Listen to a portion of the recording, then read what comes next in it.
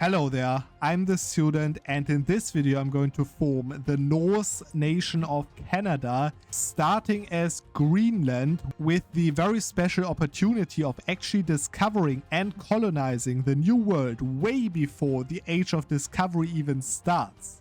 And in continuation of my Greenland starting strategy, I used a very specific colonization strategy in this video to actually move more than 1 million pops over from the old world to the new world in the mid 1500s.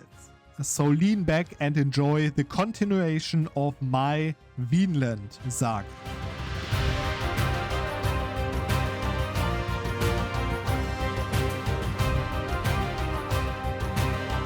So just a few things before I give you the actual update on my campaign in a very important moment of history. But before that, I wanted to talk about the 100 years, about 100 years from the end of my last video up to the point where it got really interesting in this scenario.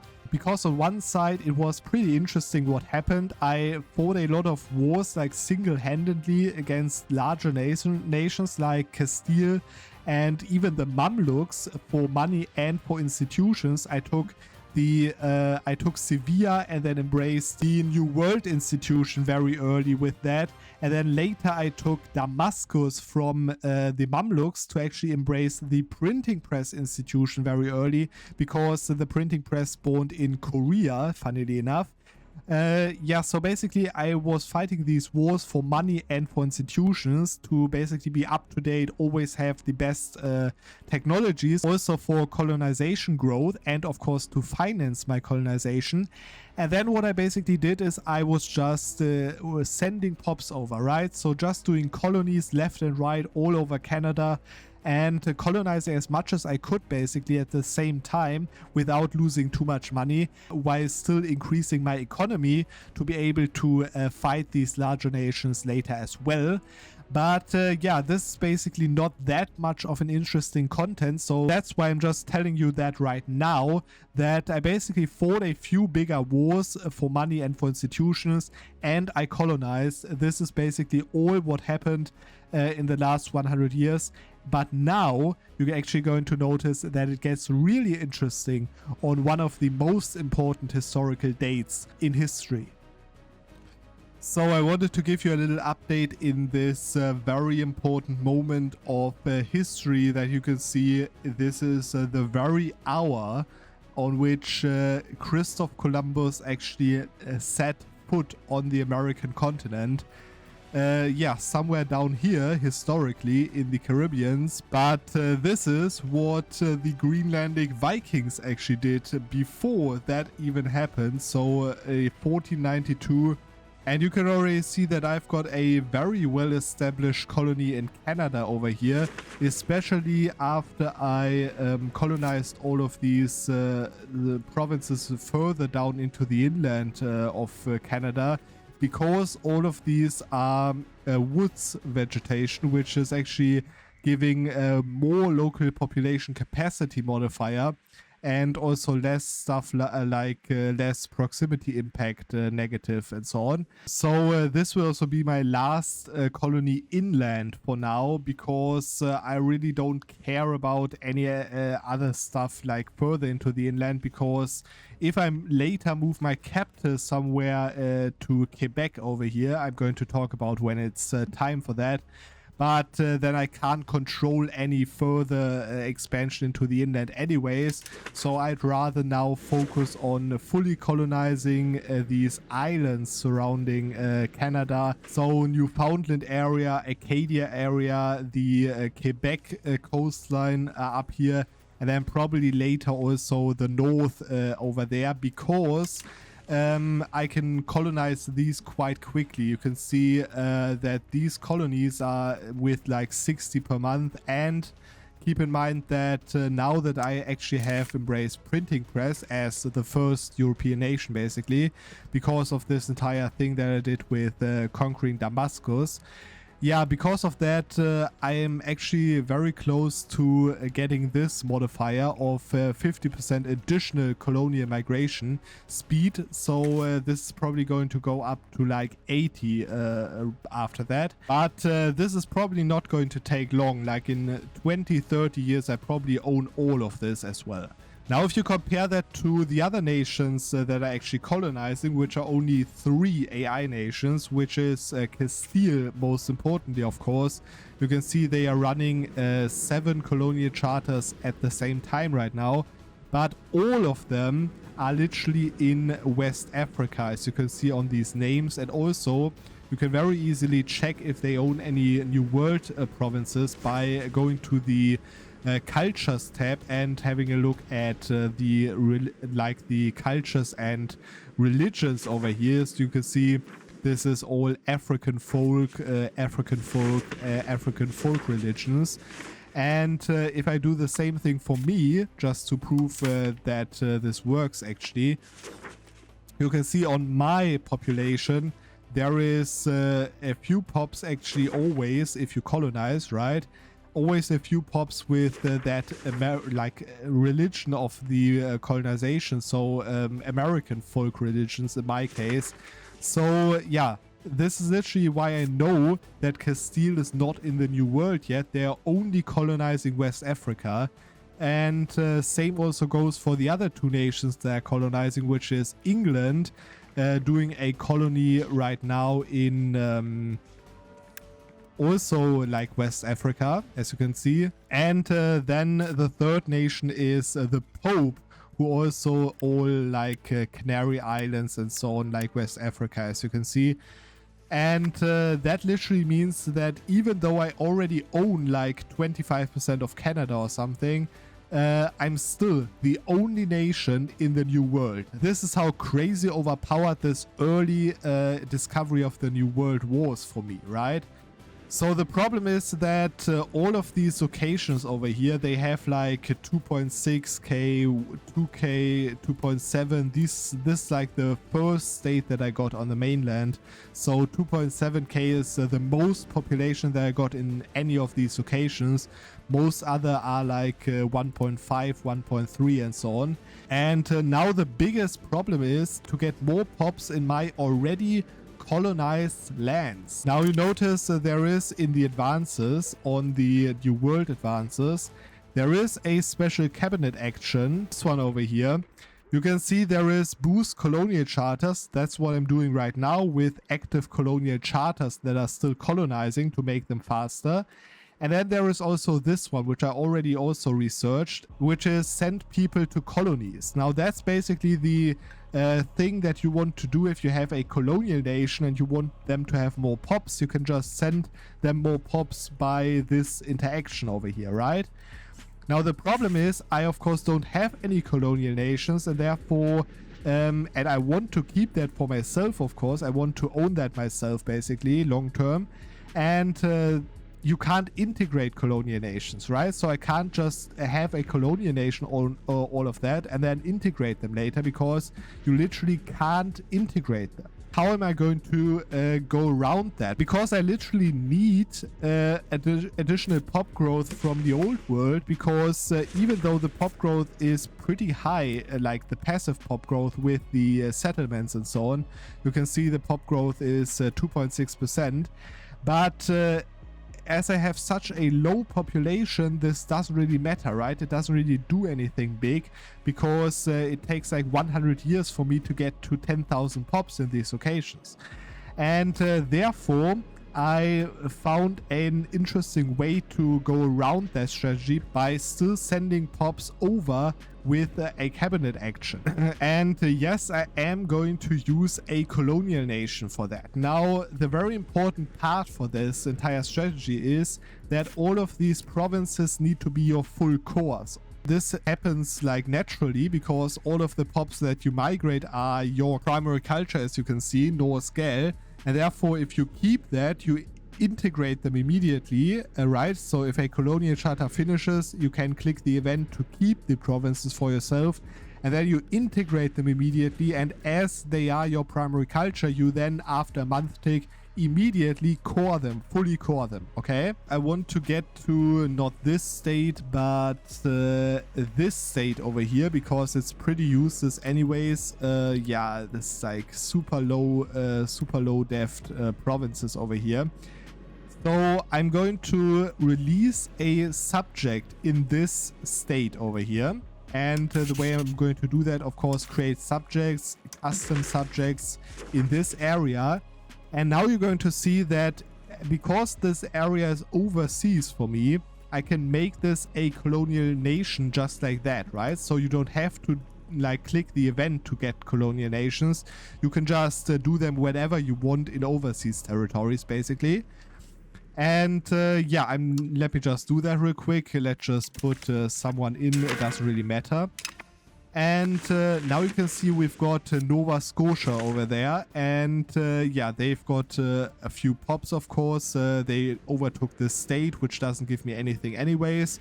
They are a little bit disloyal, but yeah, I can just support loyalists here. Now the interesting part happens. Of course, now there is an option to send people to colonies, so I can choose from where I want to send them, basically. So let's just do that for now. From my home state, I could now send population or pops over to my colony, okay?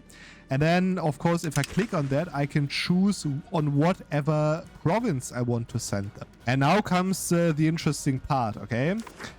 As any normal territorial subject, you can actually feed them more locations. So what I can do is I can seed location, and then I can just seed this entire province of where the Quebec area is in, basically.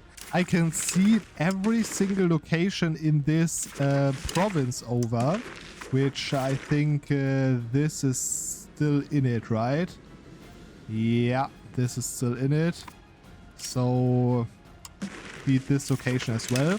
So now you can see this location or this province over here is mostly owned by Nova Scotia, but I still own the most important location in this province, which is of course Quebec itself, okay? And now I'm going to actually do what I talked about, is to send people to colonies, okay? I'm going to choose Haaland, this Haaland province over here first, because I don't really care about the pops. I don't get anything out of that anyways. For now, I'm going to choose this to send the pops from. And then I'm going to choose, of course, my colony. And then this, Stadacona state, where also my province is in, but they don't own it, okay? So I'm going to do that and force our pops to migrate into our colonial nation, okay, quote unquote. I'm just going to let the month run over, and I'm already going to the demography tab, because this is where obviously you can see the migration. And now you can see that a very interesting thing happened, that there is a migration of 222 people the last month, all of these pops from Haaland, to my personally owned location in this entire area. And the way that this basically works is, if you decide to send pops over to your colony or to one of your colony's provinces, then that basically means that theoretically the pops should be spread randomly in one of the locations per month in this entire province, of course, right?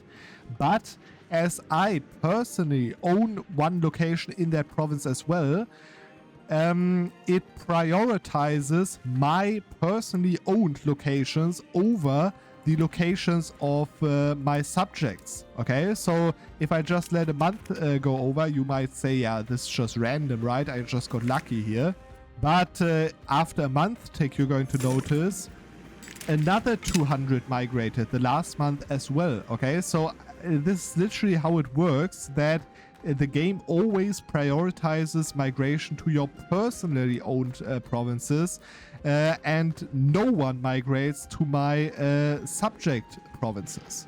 You can already understand where this goes right now, right? Because theoretically I could now just wait 10 years, and every month of these next 10 years that I potentially do this, I get an additional 200 pops over to this one single location every month. That's an insane 2.4 thousand every year.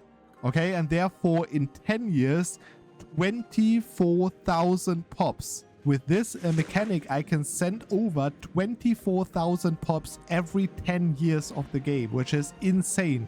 If you think about, I only got 400,000 pops in total, right? And this is basically the strategy I'm going to do to get the population numbers up in the colonies before I can then move my capital to make it worth it, right?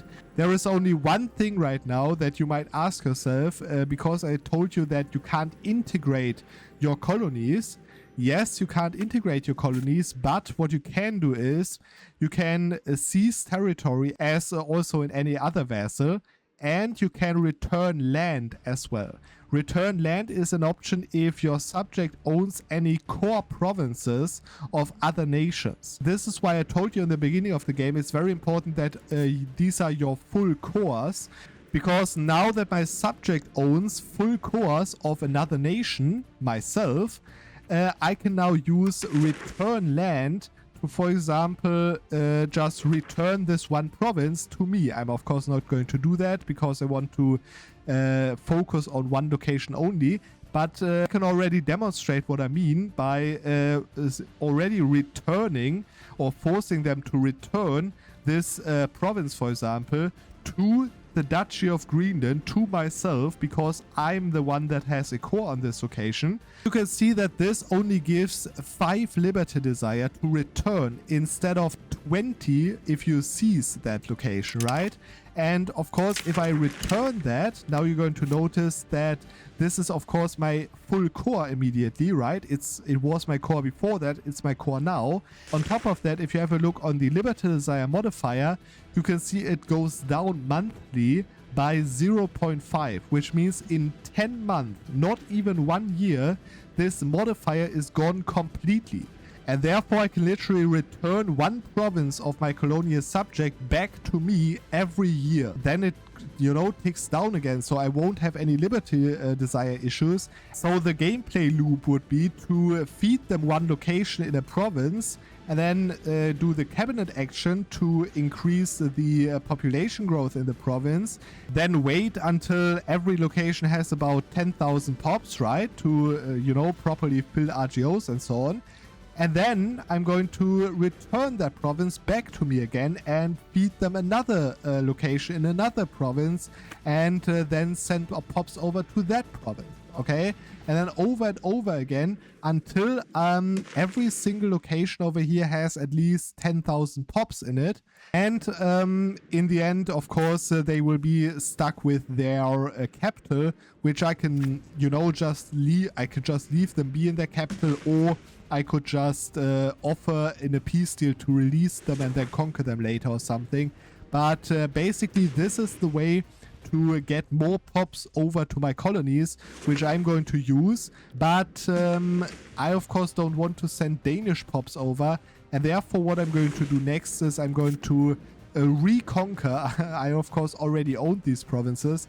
I'm going to reconquer these provinces from Man, that actually England owns. They also made them a subject. So I'm just going to declare a no CB on England. They are of course going to land on my provinces again. I'm going to smash them, same as I did with Castile before as well. And same thing I'm going to do with Scotland, even though France is going to come in.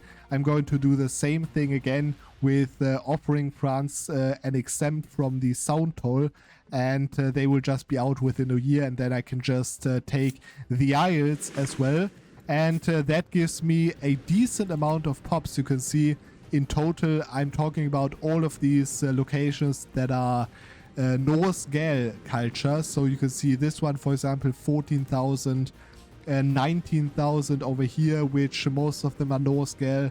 This like what, like 80, 90, 100,000 pops maybe of Norse Gael culture. that I'm just going to conquer to expel them to the colonies and to not ruin my cultural unity in the colonies. This is the next goal for this campaign. Fight England, Scotland and France for these pops and then send them all over to my colony to make this worth it to move my capital like in a few decades. Okay.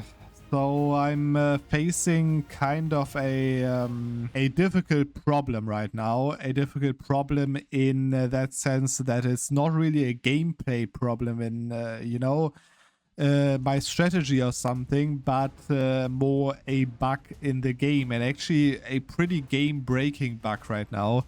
Now, I started this game on the patch 1.08, the beta, and then of course I updated it to 1.09 later, so that was basically what I was playing on until now. And I don't actually know what exactly caused this problem, but yeah, I was just preparing basically to move my capital to the new world, and I have to now prolong that a little longer, sadly, because of the fact that my provinces over here are basically useless, okay? And the reason for that is a sad bug in the game that you can see, for example, in this province over here, the tax base share of the clergy is 91%, okay? And this is probably the second most important province in this entire continent, basically. The other one, my city over here, they have 13%. Also a little weird, honestly, because the nobility has still 0% over here. But, you know, you can play with that because you can see burghers have 81%. But I can't play with this, man. You can see right now the tax base of 4% is giving me 0.05 tax in total.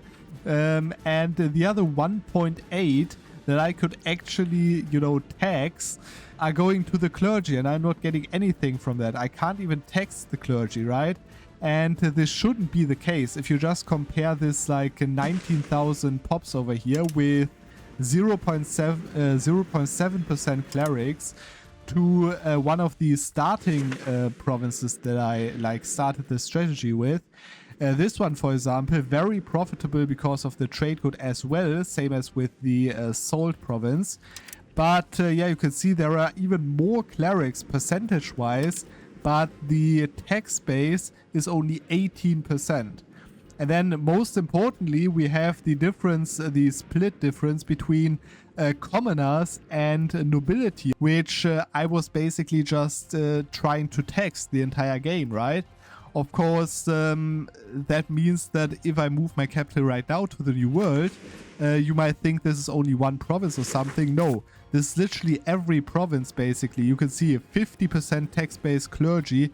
And again, also, even though this is all like at least 50% commoners, there is no nobility over here at all, which just shouldn't be the case, right?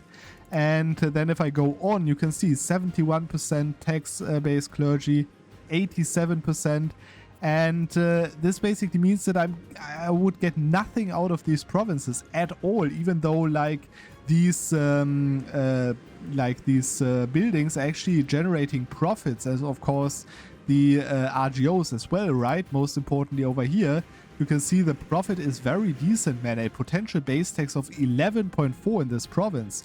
To fix that problem, I tried several things already. I tried to update to the newest version, to the 1.010. But yeah, in that beta, it's not the problem. The problem is right now that this won't update, okay?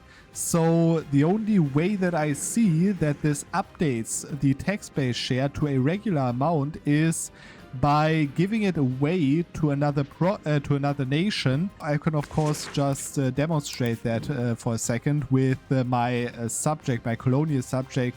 They are pretty loyal, so you know, it doesn't really matter if I do that right now.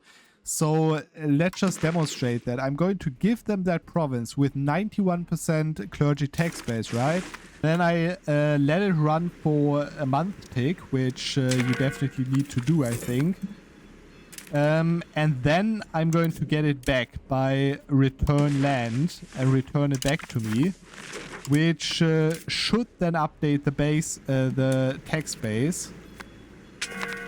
Yeah, you can see now after the month tick, it's how the text base actually should be, which makes the text base 18% nobility, 74% commoners, and only 7% clerics. So that should be this like as it should be, right? And now if I had control, you can see, of course, the control will go up a little bit. But if I move my capital somewhere here, I've got like 80% control or something. I would actually get like a few ducats out of this province instead of like 1 ducat or 0.5 even with the insane clerics tax base. So basically what I need to do now is I need to give all of this land, like at least the land in these centralized areas that I prepared, I need to give all of that away to a subject or to like another nation and then conquer it, right? Because I can't just return land over and over again. They are just going to get, you know, disloyal, more disloyal, more disloyal, more disloyal, right? I can't just do that like the entire time. The only way I really see is to create a subject somewhere, like a normal vassal, feed all of these provinces to them except like Quebec itself, because it doesn't have that problem, of course, as you can see. Give all of that land to a vassal, cancel the vassal, and immediately no CB them to conquer all of that land, which maybe even create a reconquest CB or something, I don't know. But all of that, of course, takes a lot of time and resources, but there is a huge problem with that I'm, of course, in this union over here, which is getting more and more centralized right now. Yeah, we've got unified external diplomacy, and therefore, which is pretty insane, I can't create any subjects, okay? So if I want to create a subject over here, you can see the requirements, we are capable of unlimited diplomacy, is not met, okay? And therefore, I need to fight Sweden, which, yeah, it really hurts a lot, okay? I need to fight basically my entire union. The only good thing about this entire bug fixing attempt is that I will get a lot of money, like 2,000 ducats plus war reps out of this war if I separate peace like Norway and Sweden. But, and I can win this war. I've got 3.6 thousand cavalry units in this place. I actually have to delete a few of them, I think, because my manpower is kind of low. But I am sure that I can actually beat this. I can actually win this war. But it's of course going to cost me insane amounts of resources and most importantly time. That I really wanted to do that earlier, but now I can yeah, move my capital probably like 10 years later. I don't know how long all of this takes. Yeah, anyways, I'm going to do it, and yeah, you're going to see me when I fix this bug problem. And this is now finally the moment to actually migrate to the new world. I'm up to 1.35 million pops right now, with a very, very comfortable 1,000 pops per month growth, which is actually a lot. Just to compare that, Pale over here, who has, like, they have the same population size as I have. And what I did is I went through all of these locations and took all of these modifiers of population growth, and they are making half, okay? They're making half of my population growth, and that is of course because there is so many locations in the new world that all of them actually have a very decent population growth percentage wise. You can see this one already up to 20,000 pops, by the way, and these new ones have an even crazier population growth. So you can see this 3,000 pop location is giving me almost the same population growth as the 20,000 pop location over here. So yeah, and because I have so many provinces, I'm basically getting so many pops per month added to my country. And yeah, about that, actually, the weird thing is this location over here, that is probably the most important one. it didn't fix it over here entirely. I mean, like 74% clergy is better than 91% clergy. So yeah, that's something. But yeah, it's still pretty bad. But on the other side, all the other provinces, you can see these provinces over here, now they've got like 0%, which is still buggy, but and also nobility like 0%. By the way, also interesting, this province over here, for example, has 76% nobility tax-based share now, which is also, of course, bugged out. But at least not game-breaking for me, because I can at least tax the nobility, right?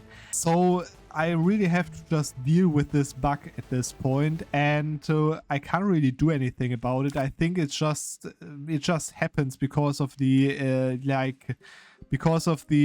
constant patches and you know, new versions of the game. So I think it's now no longer game breaking that you can see a lot of these are actually taxable right now.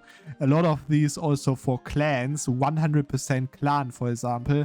But I actually managed to get a pretty decent tax for them as well. So 41% tax for them, so that's alright. It's not ideal, of course, but I think I can deal with that. And just to show you a very interesting thing before I actually move my capital, that I of course moved all of my pops out of these locations over here. In the war that I did with Scotland, of course, I took also these provinces that I now sold to England for money. But this state over here, like that you can see in the south of Scotland, you can look that up in your games, of course, as well. This state starts with like 150,000 pops or something. And when I conquered it, it had 180,000 pops. So almost 200,000 pops living in this state. And now you can see there are 30,000 pops living in this state. And the reason for that is that all the other pops I literally moved over to my colonies that you can see right now. I've got 120,000 in this state, 130 here, 100,000 here, 60 here, 60 here, 35 here, and so on. So this is a very, very well populated area now, and therefore I think it is now time to actually move my capital and become the proper New World country that I plan to become from the beginning of the game. So what I'm going to do is just move the capital from Lund to my, if you can see, sort by most pops, to my second most populated location. So I'm going to do that. You can see 1.4 thousand and 20 stability for not even a year until this finishes. There goes the new capital of Stadacona. And that also enables me a very special option, which is of course the formation of the Canadian nation. Yeah, you can now see that actually there are several options to form, and this is the tier 3 formable that I'm going to form. Otherwise I would be able to form Scandinavia, but now I'm going to form Canada instead, of course, which is way more fitting in my opinion. You can see you need 201 locations in the Canada region for that. I've got 220. The interesting thing is that you need to be British culture for that. And if you remember my culture, that is Norse Gael, of course, primary culture. You can see, by the way, also almost 1.1 million Norse Gael culture pops, and 80% of my country is that culture. So pretty nice. And yeah, you can see that this is part of the Celtic, Scottish, British and Scandinavian culture group, and therefore I can form countries out of all of these 4 culture groups if I own the locations for that, of course. And yeah, that's basically why I can now form Canada and Scandinavia at the same time, basically. So yeah, that's what I'm going to do, form Canada. The land of Canada is vast and foreboding, yet incredibly bountiful and rich in resources. Although, yeah, I have to say it lacks some very important resources. Although the terrain can be extremely harsh, there is a great promise and fortune in these lands. If we were to declare ourselves as a unified Canadian nation and claim it for ourselves, there is no limit to the potential rewards we could reap. And this is it, Norse Canada is formed now. There we go. The map color changes, of course, to the Canadian green. The flag changes as well. And I'm still the Duchy of Canada. And that's also the first thing that I actually need to address when I want to continue this campaign. So I think this is the perfect moment to end the campaign for now, at this moment. And definitely let me know if I should continue this campaign even further. And yeah, basically control these areas further, make money out of these provinces to further increase my income, which is already quite decent. And then, of course, get the next step of, first of all, becoming a kingdom, which I need to actually get 50 prestige, but also leave the HRE. I'm still part of the HRE. You can see there is the Duchy of Canada, part of the Holy Roman Empire, which is, of course, totally logical, right? Now, the thing is, if I want to leave the HRE, I need to win a war against Bohemia, which is, yeah, basically the #2 great power in the world. So, if I want to actually do that, I need to get a crazy bigger army and have a very strategic war against them. So that would be an interesting thing for the next step. And then after that, I'm actually going to be able to overtake this entire union, because as with a kingdom status, you can see 277 and I've got 238. I get an additional 50 from the kingdom status. So I would be the leader of this union. And Sweden, you can see the heir over there, is the leader of my union right now.